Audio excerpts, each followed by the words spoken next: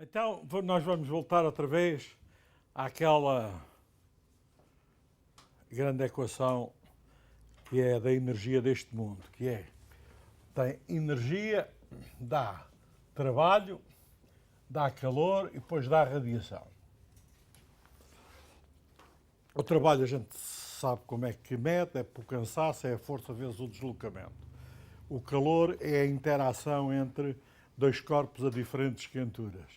E a radiação é aquilo que os corpos emitem independentemente das circunstâncias. A radiação é função de um parâmetro que é a temperatura, varia com a potência à quarta da temperatura e tem um comportamento de emissão em comprimentos de onda que é bastante peculiar, porque se isto for a potência radiada por comprimento de onda, por unidade de comprimento de onda, e aqui com os comprimentos de onda, a radiação tem um pico que depende da temperatura. Este é o pico TLM1, este é o pico LM2, temperatura T2. Quanto mais pequeno for o comprimento de onda, mais temperatura está na superfície do objeto que a emite. De modo que T1 é muito maior que T2, acontece que o comprimento de onda é muito menor que os comprimentos de onda emitidos. Isto não tinha explicação. Não tinha explicação. Mas sabia-se uma coisa. Sabia-se que quando eu tenho um corpo com uma determinada quentura e outro com outra quentura, a interação que é calor, aquele que está a mais baixa temperatura, por razões que eram desconhecidas, recusa um bocado do calor que lhe é transmitido por aquele que está mais quente. Tem um corpo de temperatura T1, outro T2, a interação é no sentido da maior temperatura para a mais pequena, para aqui uma quantidade de calor que é transmitida.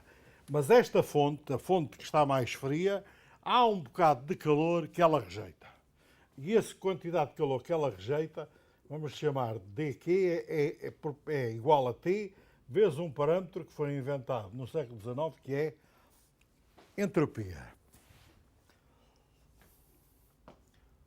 Portanto, a entropia, para uma determinada temperatura, é a medida do calor que uma determinada fonte recusa receber. E como recusa receber, com esse calor não se faz trabalho, nem se faz nada. É completamente desperdiçado.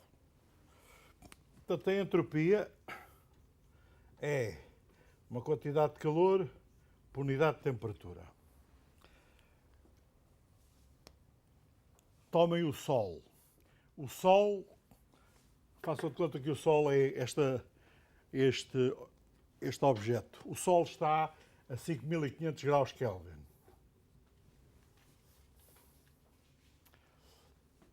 Este objeto é a Terra. Vamos pôr 293 graus Kelvin. A temperatura que vem do Sol, o calor que vem do Sol, há uma parte desse calor que é recusada pela Terra. E porque é recusada pela Terra, tem que ser radiada todas as noites. Estão a ver, o Sol radia à volta de 5.500 angstroms e a Terra radia nos infravermelhos. Porquê? É simples, olha, porque o Sol está a 5.500 graus, a Terra a 293 graus Kelvin.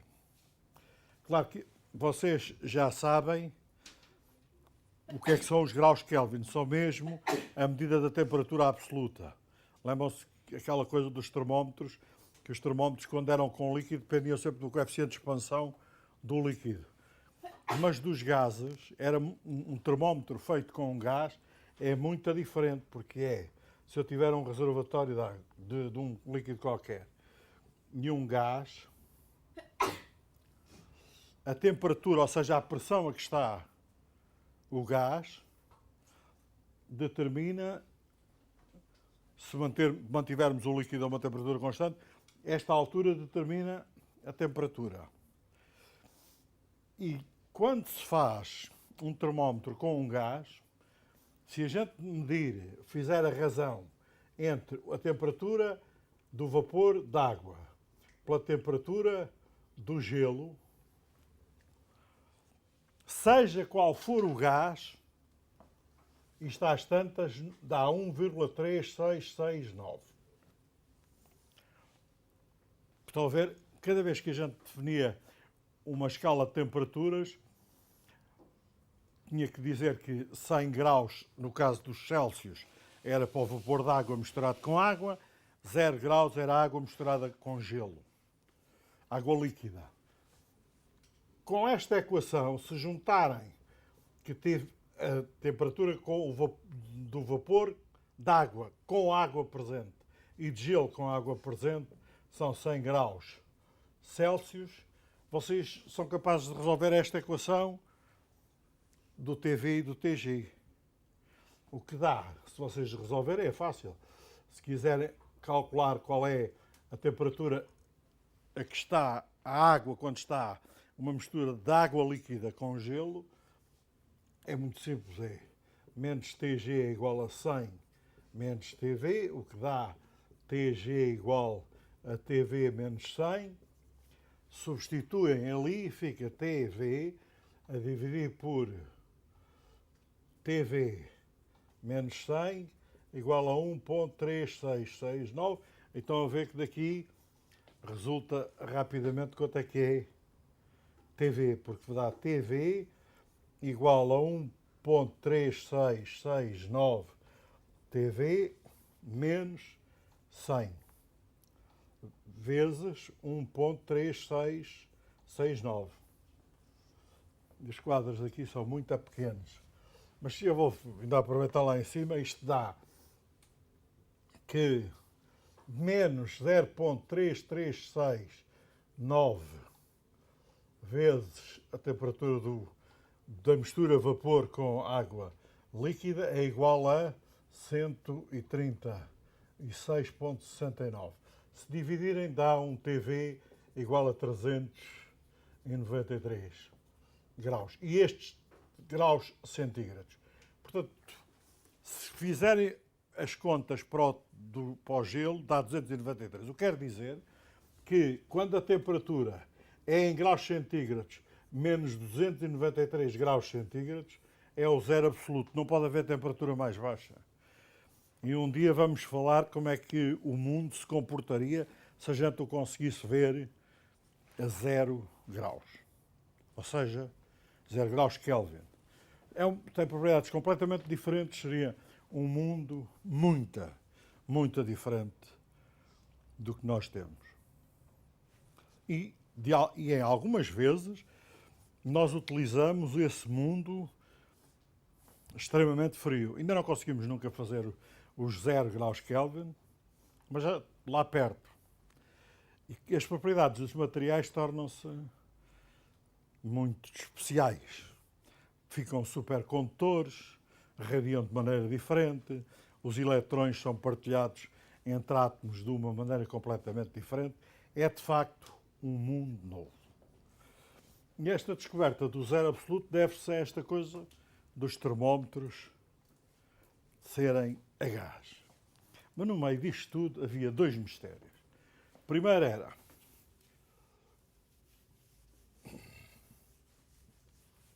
O primeiro era a radiação. A radiação era de facto um mistério. Porque é que um corpo a uma determinada temperatura não radiava igualmente em todos os comprimentos de onda? Havia um em que radiava mais. E o outro mistério é porque é que havia, na troca entre dois corpos a temperaturas diferentes, porque é que havia sempre um bocado de calor que era recusado pelo corpo mais frio. Este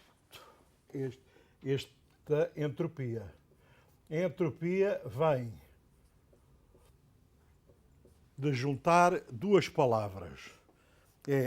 As primeiras duas letras da palavra energia, é N, e uma palavra grega, que é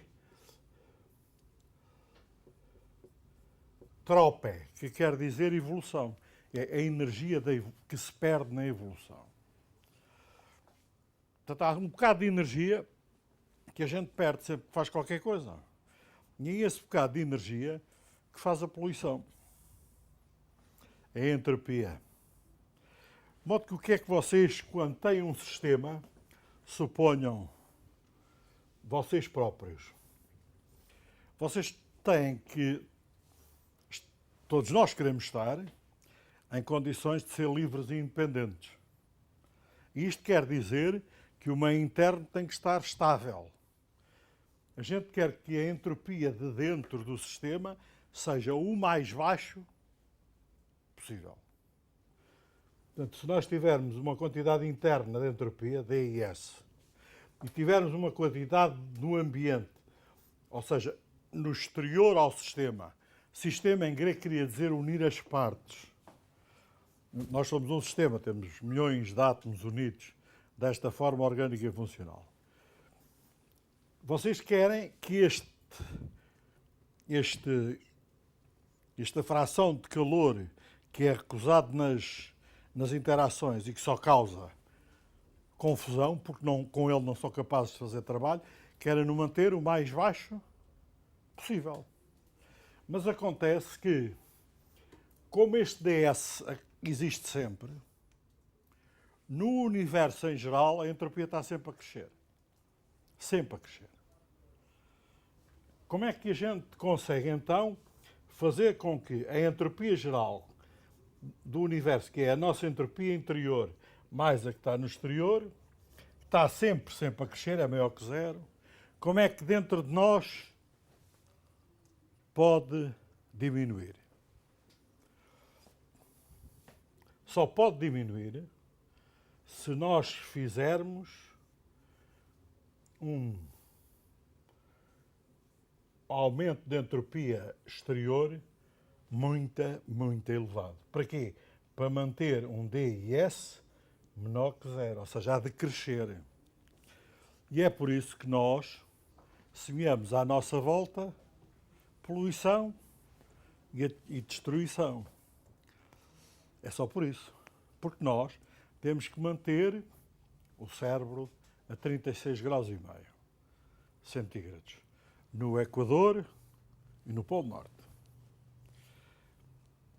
Isto teve consequências engraçadíssimas. A primeira grande consequência foi que a gente ficou com este pescoço, porque tinha que ter uma tubagem com um líquido, que chamamos sangue, que vai ao cérebro rapar-lhe o calor. Um terço do almoço, ou um terço do que comemos, é exclusivamente gasto em tirar calor ao cérebro. E isto é paradoxal, porque faz de nós, porque o cérebro tem que ser, nós temos que ser mantidos a entropia baixa. Como só para manter o cérebro a 36 graus e meio, um terço do que comemos é só para isso, nem é para pensar, é só para tirar calor de lá. Se vocês virem radiografias do cérebro, das artérias e das veias, veem que tem a mesma forma de um radiador. Um carro, a mesma coisa. Nós fomos um erro da natureza, porque se a natureza nos tivesse feito um bocadinho mais burros, com o cérebro um bocadinho mais pequeno, a gente não precisava de gastar tanta energia para manter o cérebro vivo. E o cérebro, aquilo é uma variação muito pequena de temperaturas. A 35 graus e meio foi-se, a 41 já está a ir-se. Portanto, é ali uma coisa muito apertadinha. E a temperatura lá fora vem desde os menos 10 aos mais 40.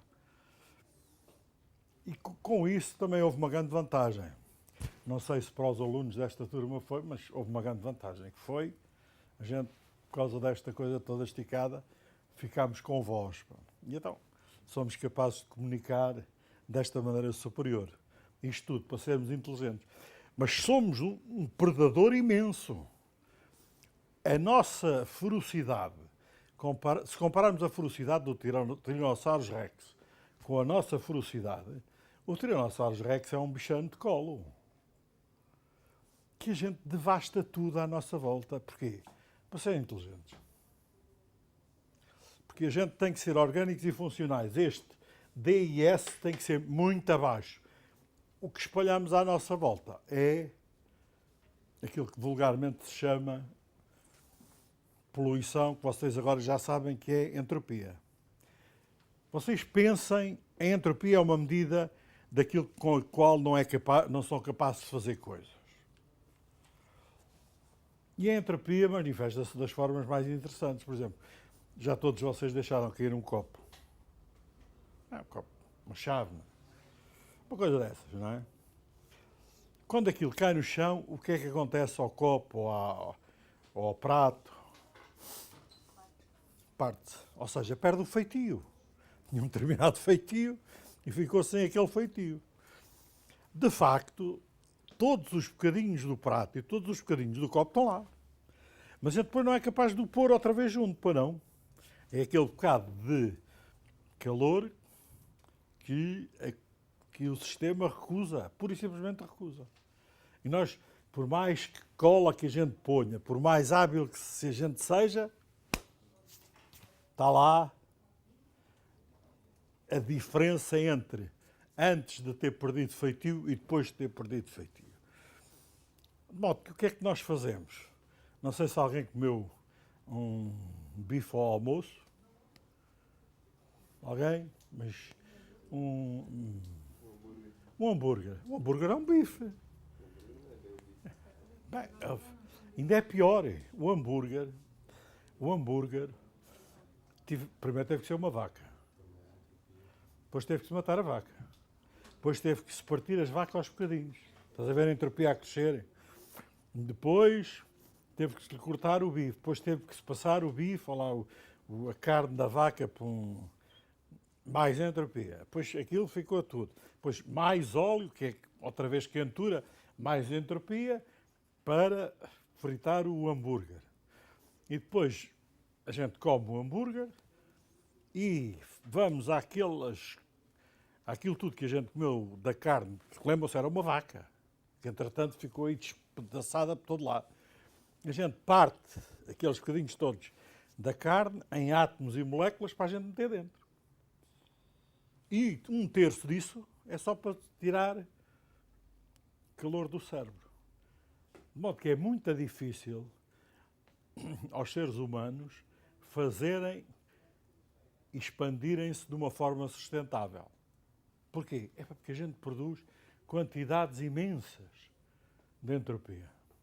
Como é que fazem os predadores? Os predadores sempre fizeram isto, que é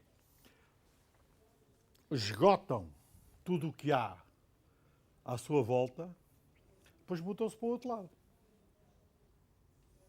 À espera que no primeiro sítio onde estiveram, as coisas recuperem.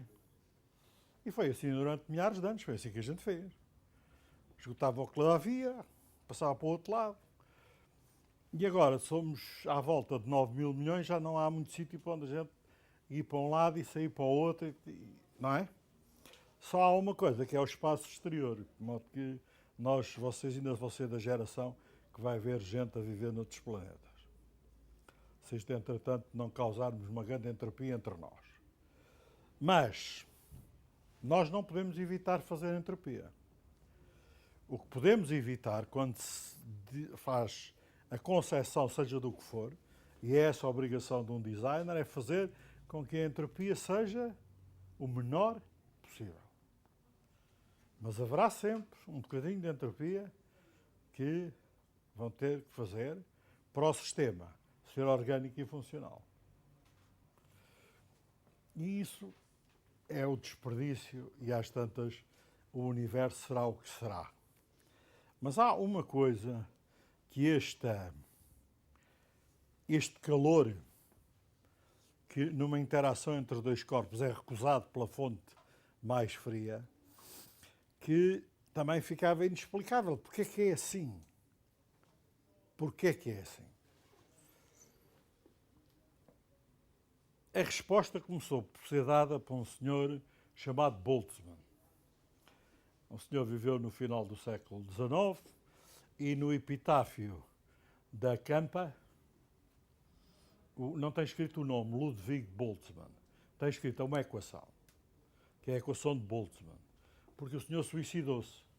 Suicidou-se porque a equação de Boltzmann de facto provava que o mundo, que tem um aspecto contínuo, a nossa experiência é de um mundo liso, em que um ponto dá origem ao outro que está próximo, mas não de pontos com um átomo lá, um mundo discreto.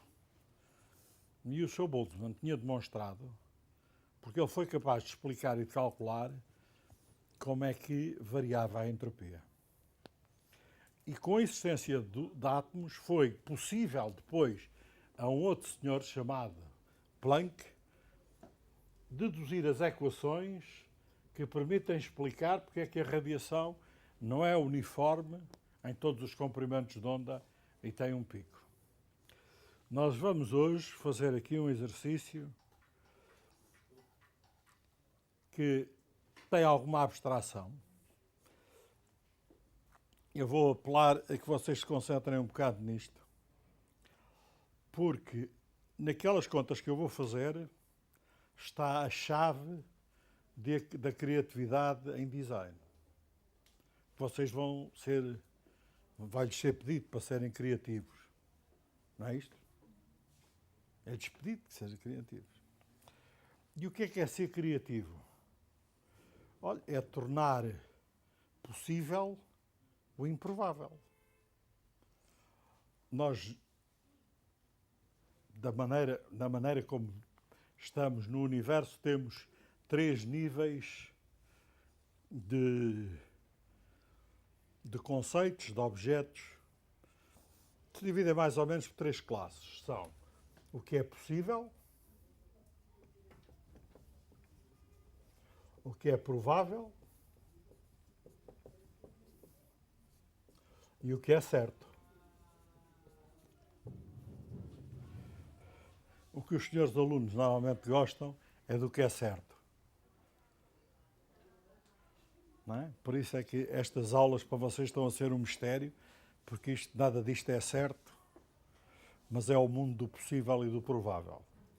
Certo, certo, certo, não vale a pena a gente ensinar. Toda a gente já sabe. Agora, tornar possível o improvável é o objetivo de qualquer designer. É uma medida da criatividade. E acontece que o universo em si é criativo. Tem isto metido dentro. Tem a criatividade e inovação estão imersas dentro do universo. Não é uma coisa que está separada da forma como o mundo evoluiu. Faz parte dele. Joe Boltzmann, então, fez a seguinte conta para mostrar como é que variava a entropia, a ver se ele era capaz de calcular esta coisa misteriosa que era o calor que o outro parceiro recusa, o sistema mais frio recusa ficar com ele. E então ele disse, olha, nós vamos, em vez de pensar que isto é tudo um contínuo, vamos pensar que o número de átomos, se houver átomos, é igual à soma do número de átomos que têm uma determinada energia. Ou seja, o átomo I, os átomos Ni têm uma energia εI. Mas estão a ver que a energia total é fácil de calcular. A energia total é o somatório do número de átomos que têm uma determinada energia εi e vezes esse número. Mas se tiverem 1000 átomos a um determinado nível de energia, somam aquela história da energia do vosso sistema. Agora, o que ele disse é, mas um sistema constituído por N átomos divididos por níveis de energia εi em números Ni pode existir em uma variedade imensa de formas. Eu hoje não vou pedir-vos que façam isto. Mas quantos é que estamos aqui nesta sala? Quantos é que estamos aqui nesta sala?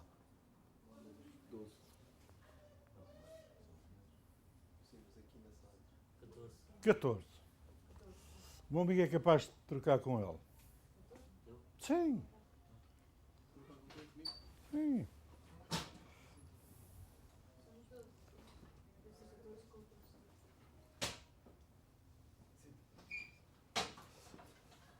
Obrigadíssimo. Muito obrigado. Agora eu pergunto-vos, a energia da sala 42 mudou? Não mudou. Mas está noutra configuração, não está? Se quiserem e desejarem, podem agora trocar de lugar. Agora, se eu pedir para trocar com o Leonor. E então, era outra configuração com a mesma energia. De modo que vocês estão a ver que esta sala de aula pode existir com a mesma energia com um número muito grande de configurações. É porque é importante.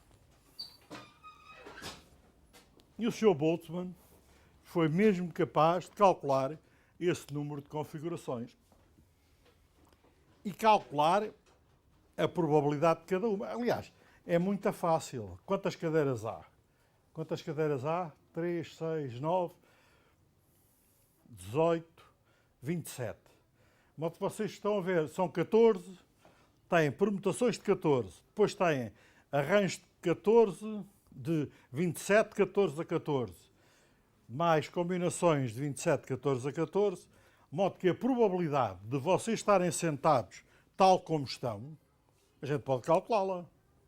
E o Sr. Boltzmann calculou. Ou seja, esta configuração, se nós chamarmos a cada uma das filas da sala uma determinada energia, esta configuração que está aqui tem uma determinada energia. Quando aqueles dois permutaram, os dois colegas permutaram, ficou tudo com a mesma energia, mas noutra configuração.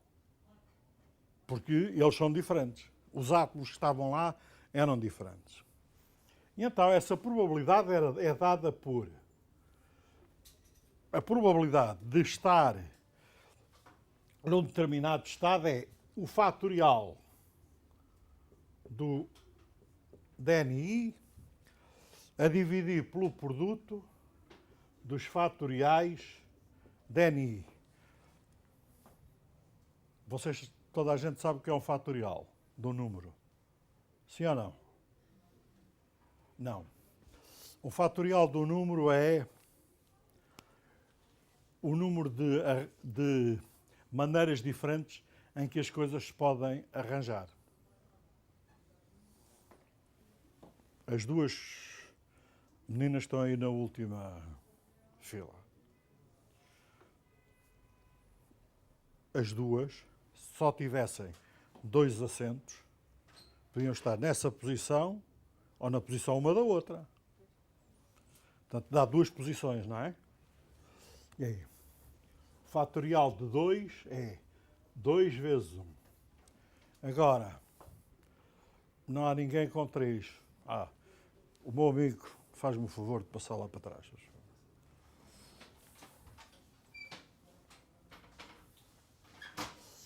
Agora vocês vão ter que fazer um bocadinho de ginástica. De quantas maneiras diferentes é que vocês, os 3, poderiam estar sentados aí nessas cadeiras? Vai para aqui. Exatamente. No final, o número de maneiras diferentes dava fatorial de 3, que é 3 vezes 2 vezes 1. Ou seja, o fatorial do número é o produto de todos os números que vão até 1. Ok? Portanto, vocês poderiam aí sentar-se de 6 maneiras diferentes. A energia mudava alguma coisa? Não. Era só uma de vossas energias. Portanto, era uma configuração que era toda igual. Portanto, a probabilidade de a encontrar era dependente deste fatorial. Obrigadíssimo. E agora faço-vos notar uma coisa. Porque de vez em quando isto é muito contraintuitivo. Por exemplo, no Euromilhões, de vez em quando, dizem assim: a gente vai acrescentar mais um número. Não é? Mais um número. Se é mais um número, ninguém fica desesperado para acrescentar mais um número. Agora vejam bem isto. Suponha quantos números é que tem. Tinha 50 e agora tem 51, não é? Acho que é isto, não é? Enfim, mas suponham. Enfim, não sei, mas suponham que tem 50 e vem alguém à televisão e diz: só vamos aumentar mais um número que vai passar a ter o 51. E toda a gente fica tranquilíssimo, porque a probabilidade de vocês acertarem num determinado número é inversamente proporcional ao fatorial de 50. O fatorial de 50 é 50 vezes 49, vezes 48, vezes 47, vezes 46, vezes 1. E chega ao parceiro à televisão com um ar muito cândido e diz: só vamos acrescentar mais um número. E o pessoal diz: mas também não há de ser muita diferença no acaso de sair o Euromilhões. Só que quando acrescenta ao 51, passou a ser fatorial de 51. E o fatorial de 51 é 51 vezes o fatorial de 50. Ou seja, o acaso de vocês ganharem com mais um número diminuiu 51 vezes. Mas como é mais um número, a gente engola aquilo, os humanos, como se nada fosse. De modo que esta coisa da entropia e da forma como são as diferentes organizações dentro desta sala para a mesma energia são muito contraintuitivas. Bastava que viesse para aqui, tivesse aqui mais um aluno e tudo isto, a probabilidade de sair um determinado valor de uma determinada configuração, ou seja, como vocês estão sentados, seria completamente distinta. Eu tenho que apagar isto para a gente. Eu tenho que mudar para uma sala com quadros maiores. Mas eu vou repetir esta equação. Portanto, W é igual a NI fatorial a dividir pelo produto dos fatoriais de NI.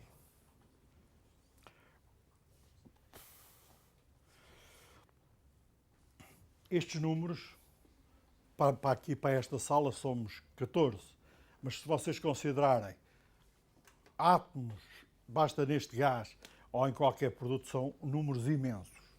Os números imensos têm propriedades que são as propriedades de Stirling. E uma delas é que se eu aplicar o logaritmo a esta expressão, o logaritmo do peso de um determinado estado é n, logaritmo de n, em que lembram-se que n é o somatório de todos os estados energéticos, ou seja, é o somatório de todos os alunos. Se cada um tiver uma determinada energia em cada fila, dá este valor. Dá n logaritmo de n menos ni logaritmo de ni. Isto é o somatório.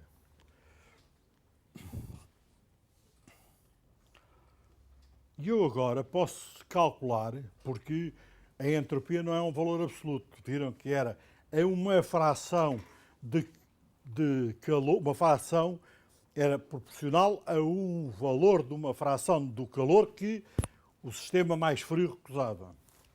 Mas se eu fizer a derivada disto, se calhar é exigido mais de vocês, talvez, não sei, a derivada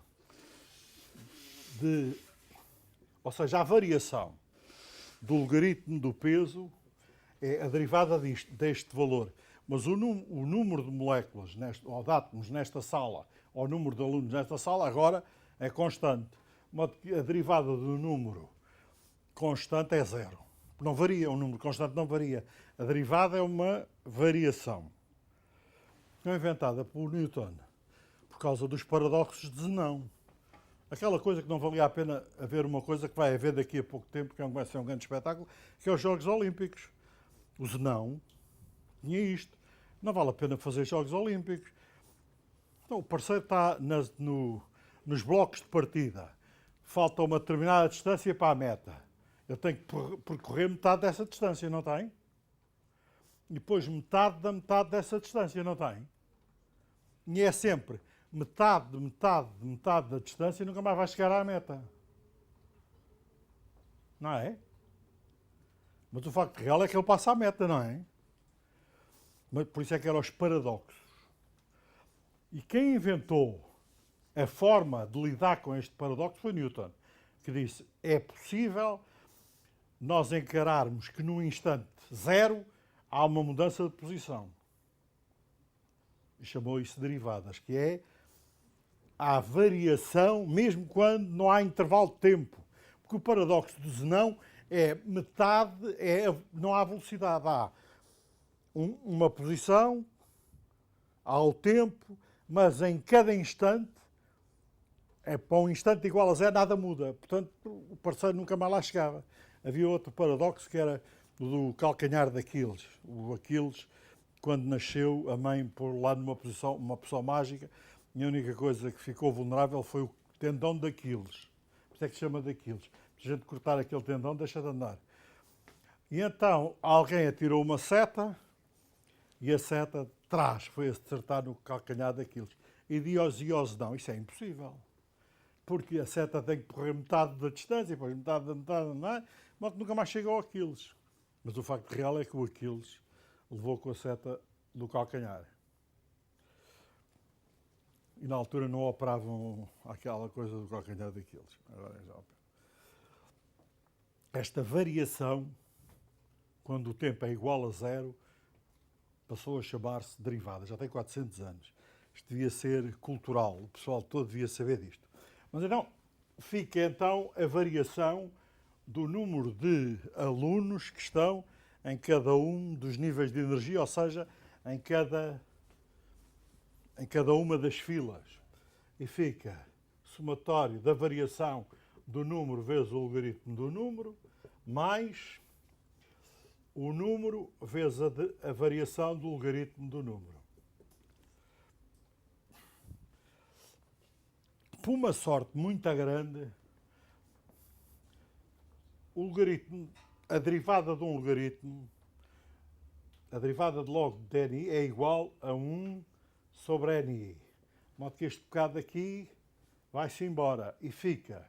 Se eu quiser achar... Epá, vocês têm que me explicar o que é que vocês estão a contar do princípio ao fim. Está bem, meus queridos? Ou então dizem a todos. Pode ser interessante. Não estou a dizer que não é.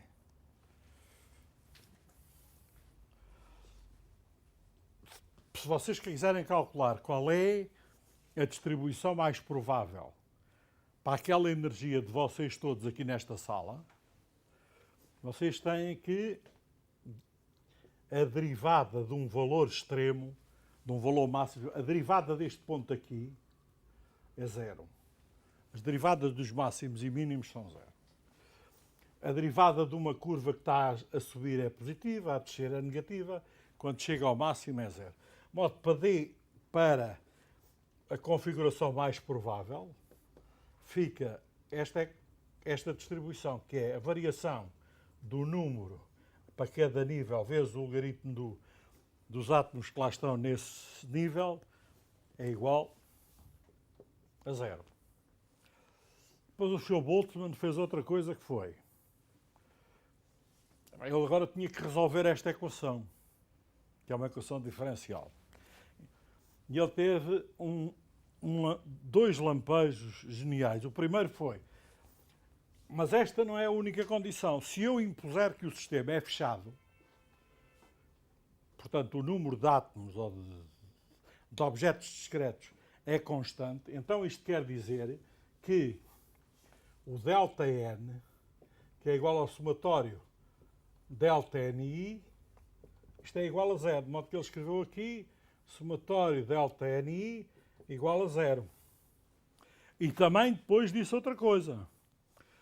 Se os níveis de energia, ou seja, vamos combinar que são as filas destas cadeiras, se os níveis de energia forem sempre os mesmos, então quer dizer que a energia total do sistema, que lembram-se que há bocado a energia do sistema era o somatório dos átomos que tinham a energia εi. Multiplicam o número pela energia de cada um, somam tudo, dá a energia toda. Se também estiver fechado, isto é constante. O que quer dizer que ele pôde juntar outra equação, que foi que o somatório dos níveis de energia vezes a variação do número é igual a zero.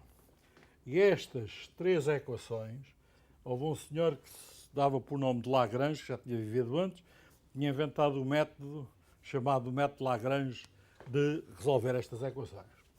E eu só vou escrever o resultado final.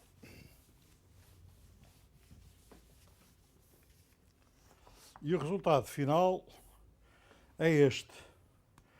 É que o número de átomos no nível I, ou seja, com energia εi, e o número de átomos no nível J e, portanto, com energia εj, distribui-se de tal maneira que a razão entre o número deles é dada pela exponencial de menos a energia do estado I menos a energia do estado J a dividir pela constante de Boltzmann vezes a temperatura.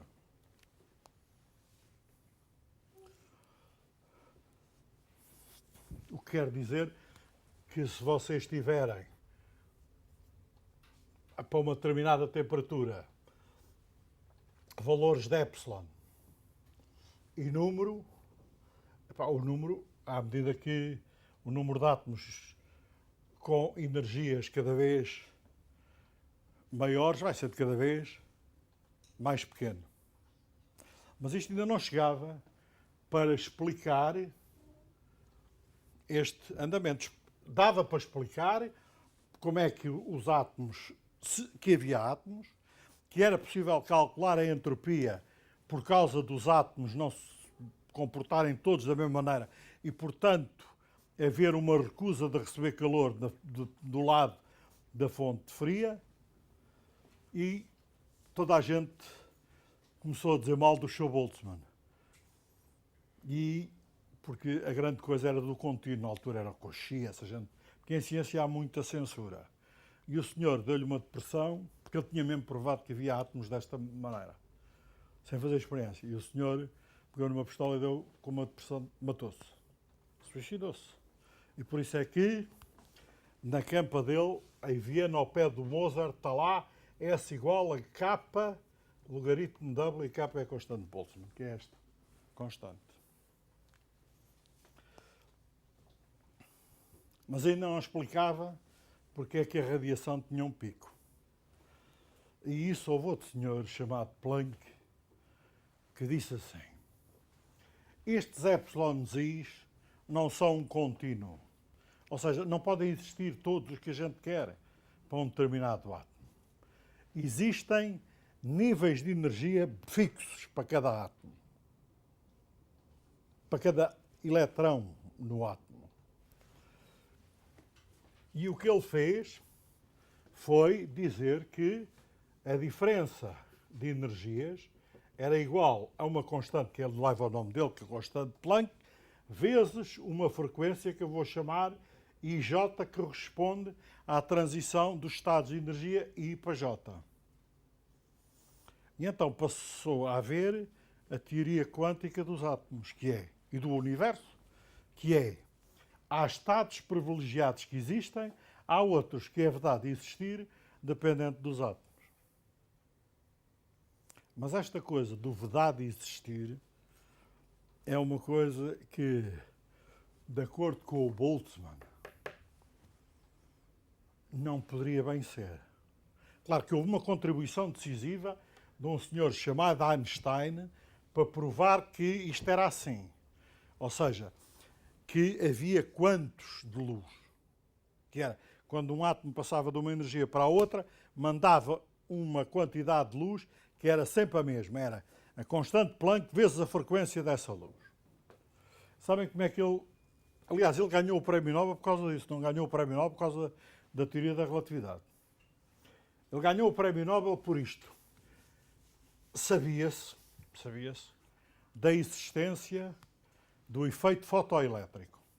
O efeito fotoelétrico é aquilo que vocês fazem, que agora faz com que vocês tenham ecrãs e que a gente tenha esta coisa toda. Ou seja, as lâmpadas. As lâmpadas. E o que as pessoas sabiam era, se tivessem um metal, depois outro metal, pusessem aqui uma diferença de potencial, mandassem aqui com luz, às tantas passava corrente, ou seja, havia um elétron que andava para cima. Mas o que as pessoas também sabiam era que, dependente do material, havia, se isto fosse a frequência e isto a corrente, claro que quanto mais energia, quanto mais luz batesse aqui, mais elétrons saíam.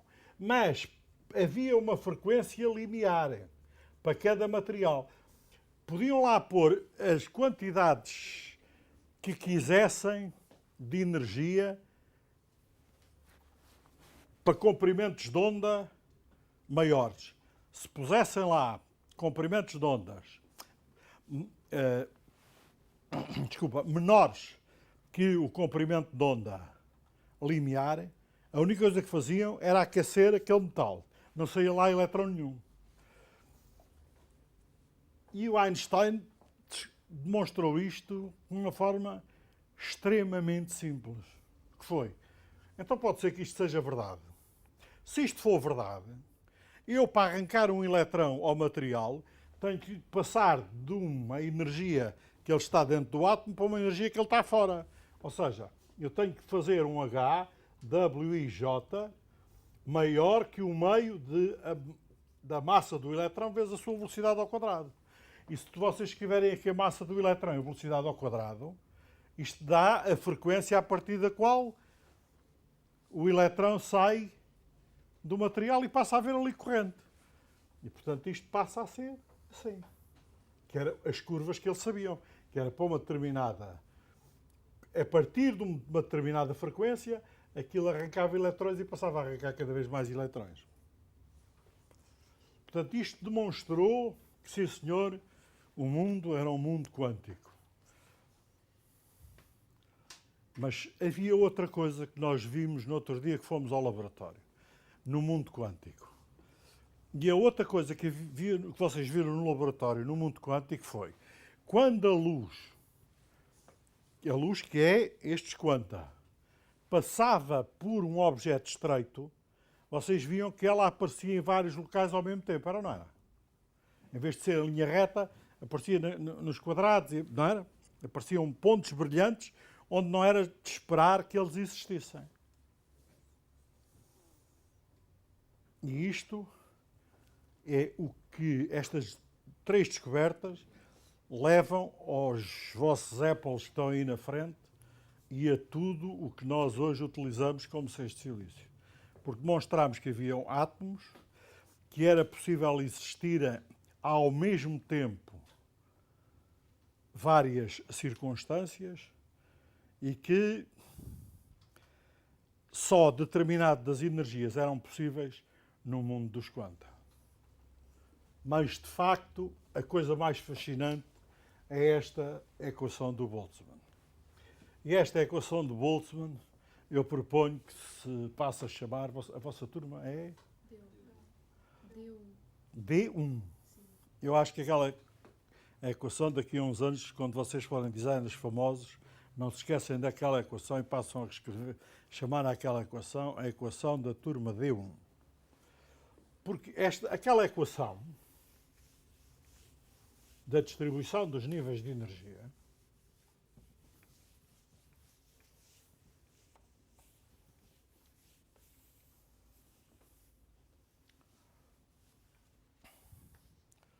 permite eu pensar que essa coisa amarela. Não, mas também essa coisa amarela. Não, deixa estar. Essa coisa amarela tem para aí o quê? Mostra cá. Peso tem para aí 5, 10 gramas. 10 gramas, se eu quiser levantar aqueles 10 gramas, fiz para aqui uma conta, já agora utilizo a conta.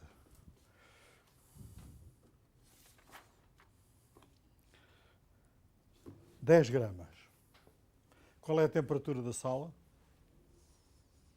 20 graus centígrados. Sim ou não? 20 graus.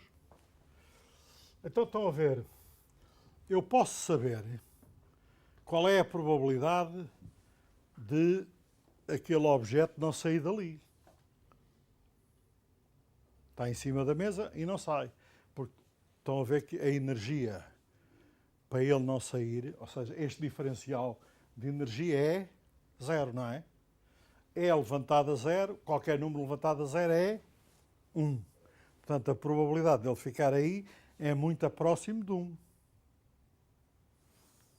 Mas agora, suponham que eu quero saber qual é a probabilidade, o acaso, daquele cilindro amarelo de 10 gramas começar a subir. Começa lá a subir com isso. Mas sozinho, por ele. A gente põe-se aqui a olhar e há um momento em que aquela coisa começa a subir. Eu fiz as contas para 10 gramas, 27 graus Kelvin, ok? Enquanto preparava a aula.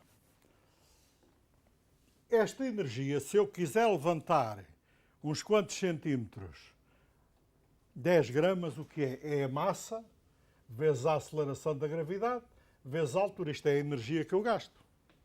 Para levantar qualquer coisa, para eu me levantar 1 metro, é a minha massa, vezes a aceleração da gravidade, vezes 1 metro.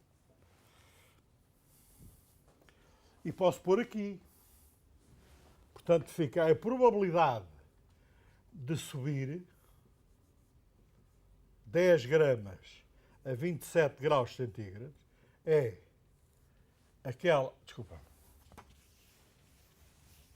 aquela energia menos os 10 gramas vezes 10 levantado a menos 3, 10 levantado a menos 2 kg, 9,8 metros por segundo ao quadrado, vezes a altura que eu quiser. Vou pôr 10 centímetros. 10 levantado a menos 1 no metro. E vamos pôr, e então, isto foi a 27 graus, foi a conta que eu fiz. A 27 graus dá, somarem 273, dá 343 graus, põe constante de Boltzmann vezes 343 graus. E o que é que dá? Dá que a probabilidade daquela coisa amarela começar a subir é 1,32. Desculpa lá. Não, é mentira. É 10 levantado a menos 1,32 vezes 10 levantado a 17. Ou seja, é à volta de 10 levantado a menos 18.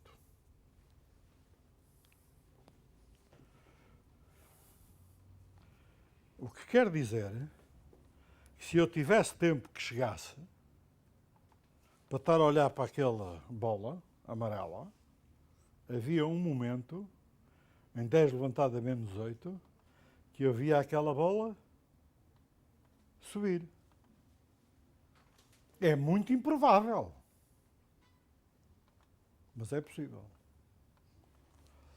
O mundo que o Boltzmann abriu, que depois com Einstein e Planck, é um mundo fascinante, porque o possível, o provável E o certo deixou de ser certo, porque aquela luz que passava lá para o buraco passou a aparecer em muitos sítios. Passou tudo a ser provável e há algumas coisas pouco prováveis, mas possíveis. E isto veio destruir de vez o paradoxo de Zenão. Porque o Zenão tinha ganho a Aristóteles. O Zenão dizia: duas coisas com propriedades antagónicas não podem existir no mesmo local ao mesmo tempo. Ou seja, aquela coisa amarela não pode cair e descer. Cair e subir. Mas a gente calculou que ela pode subir. Muito pouco provável, mas pode. E é isto que vos vai ser pedido. É resolver muitas situações em que a probabilidade é 10 levantado menos 18, mas vocês são capazes de exprimir. Isso é que é a criatividade. É fazer aquilo que é improvável, tornar possível o improvável. E hoje trouxe-vos aqui um exemplo de uma pintura de um homem genial, também fez design. Aliás, no fim da vida era assim que ganhava o pão de cada dia, era a fazer design. Chamava-se Salvador Dalí. E pintou em um quadro, que ali o nosso amigo vai fazer o favor de projetar, que é completamente antagónico. Vocês sabem o que é uma natureza morta, não é? Uma natureza morta são objetos parados. Qual é a propriedade de uma natureza morta? Os objetos estão parados. O que é que o Zenão dizia? Os objetos parados e os objetos em movimento são completamente contraditórios. De modo que um objeto parado e em movimento não pode existir no mesmo local ao mesmo tempo, para não? De acordo com isto, é pouco provável. Uma natureza morta é objetos parados. Aliás, enquanto eles preparam aquilo, devo-vos contar que um grande amigo meu, que era o Raul Solnado, contava, ele tinha muita graça. Vocês não é da vossa geração, mas era um grande comediante. Chegou a vocês. Mas em privado ainda tinha mais graça. E houve uma vez que nós tínhamos uma tertúlia e jantávamos todas as quintas-feiras. As primeiras quintas-feiras dos meses. E ele um dia, estamos a falar de naturezas mortas, e ele disse: olha, eu conheci um senhor que era tão simpático com toda a gente, que cada vez que vinha uma natureza morta deixava um cartão com os pêsames. Mas uma natureza morta é, por definição, de objetos parados. Portanto, não pode coexistir um objeto parado e andar ao mesmo tempo. Não pode. Mas a sensação que vocês todos têm é que estão num movimento fantástico, não é?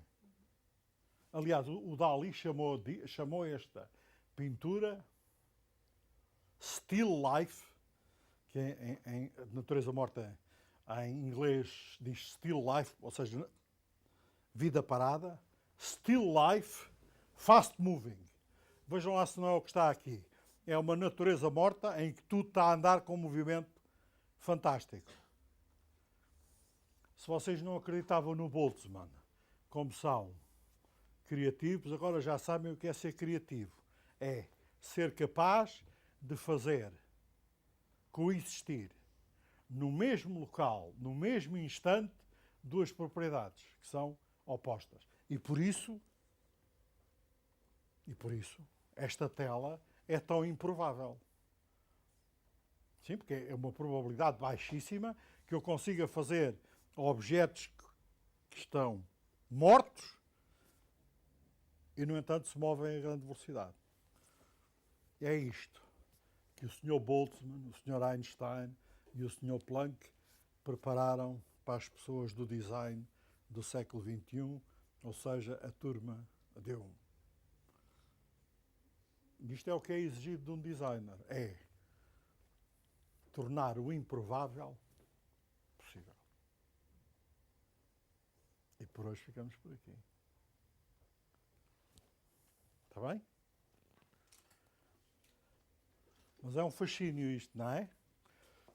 Esta faca parece estar a andar a 200 a hora, não é? Está tudo em movimento. Está tudo em movimento. Agora, vocês para casa, o que vão fazer é... Vou fazer um bocado de exercício de matemática, que é... eu calculei isto para 10, vamos pôr aqui 1 kg, é levantar uma massa de 1 kg 20 centímetros. Qual é a probabilidade de que uma massa de 1 kg salte da mesa que está a 30 graus centígrados 20 centímetros? Portanto, a mesa está a 30 graus centígrados. E o objeto vai saltar 1 metro. Diz-me, diz? O objeto vai subir 1 metro. Eu disse 1 metro que é para as contas. Não. Eu primeiro disse 20 centímetros e depois disse 1 metro que é para não ter tão... Para ser só um. É 1 kg, 30 graus e sobe 1 metro. Então agora vocês já sabem o que é a definição científica de designer, não é? Já não é pequena coisa.